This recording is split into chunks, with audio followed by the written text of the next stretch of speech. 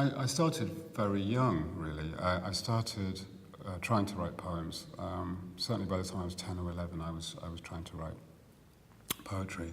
And I did have some encouragement. I had one particularly good teacher, too, I guess, in fact, at that age, who encouraged me to try to write even then. And in fact, there were some things I wrote then, one or two things, which still seem quite good to me now. I mean, in the sense that I'd be quite happy to have written them now, sort of thing. I mean, I suppose the idea of being away with the fairies, of perhaps not being, not engaging with the ordinary world, the world of work or school, in the case of playing truant, but sort of living in the imagination. I mean, that's what I did very much when I was playing truant. It was actually a very rich experience for me because I explored a lot of things. I went to museums when it was raining, you know. Or I like the poem. In the poem, there's a bit about the calves kind of talking to cattle. So I had all kinds of experiences. I was very open, I think, to the world, and it was a very rich experience. You know, even though it was solitary, and writing is solitary, I suppose, in the same sort of way. I actually left it alone for quite a long time, and it was in my. I suppose something in me always wanted to do it. There was something in me that needed to do it, that needed to try to express myself in that way. And I guess I had the idea that I could do it. It was something I could do. I wanted really to be a prose writer. In my 20s, I had the fantasy of writing a fantastic novel. It didn't happen. I set it all up. I mean, I remember going out and buying an electric typewriter. This was, even before computers, bright orange electric typewriter. And I got a job. I thought, I'll do this crappy day job and I'll come home and write a novel. It'll be a great novel. I was probably about 24 then. I just ended up writing about the crappy job, and then I gave up entirely. But even sort of all through that, words were always important to me. Language was always very important to me. And for whatever reason, in my 20s, I picked up the poetry again. And I was very fortunate that my then partner, someone I got together with then, I mean, she really, really encouraged me. And in fact entered a poem of mine for the Bridport Prize. This is a long time ago now. I mean, this is 1996, actually. And I said, don't bother, it's a waste of time, it's a lottery. And the poem won, my poem won the Bridport Prize. So that really sort of started. That was my partner Carol, who's still a good friend. And yeah, that's how that really started. Did winning the prize make you think, I'm a poet, that's what I'm going to do now, I'm great?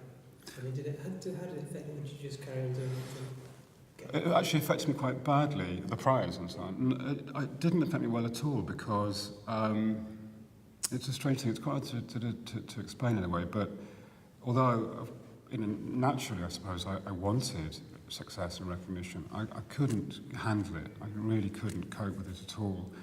And it actually came out as I was very angry in some way. I don't really know why, but I just couldn't really deal with it. I felt I'd already wasted a lot of time in my life, that it was even too late. A lot of negative thoughts about it.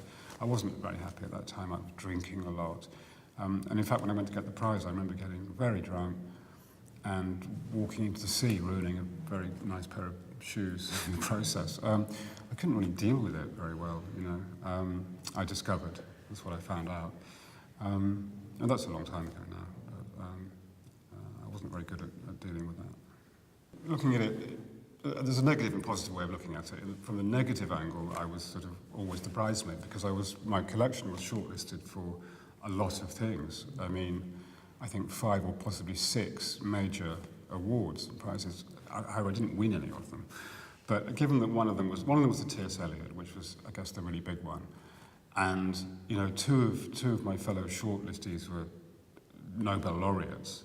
So I probably was never going to win that. My publisher said, Sam, it's great that you've been shortlisted, you're not going to win it. It's okay, it's cool, don't worry about that. So I still entertained a fantasy of winning it for a bit until, so there was a lot of shortlisting. I suppose I'm glad, if I'm honest. I sort of think at least I won the Bridport Prize.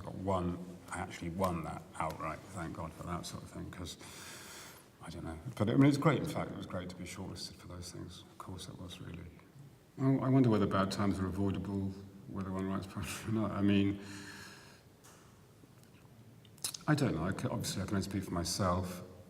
I would say that my wish to redeem bad times and the bad things I've done is probably part of the reason I write, and what I see as a kind of justification, because I worry sometimes about the validity of writing poetry in this day and age, and who is it for, and so on. It's a bit exclusive and elitist and all of that kind of thing, and there are so many people producing it.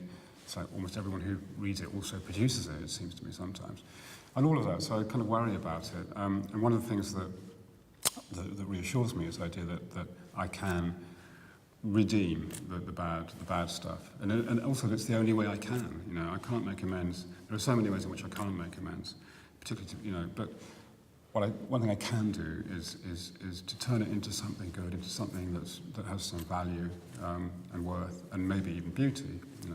So in that sense, perhaps it has been part of the spur for me that I have created a lot of bad times and been through a lot of bad stuff, almost entirely my own doing, not all of it, but most of it my own fault.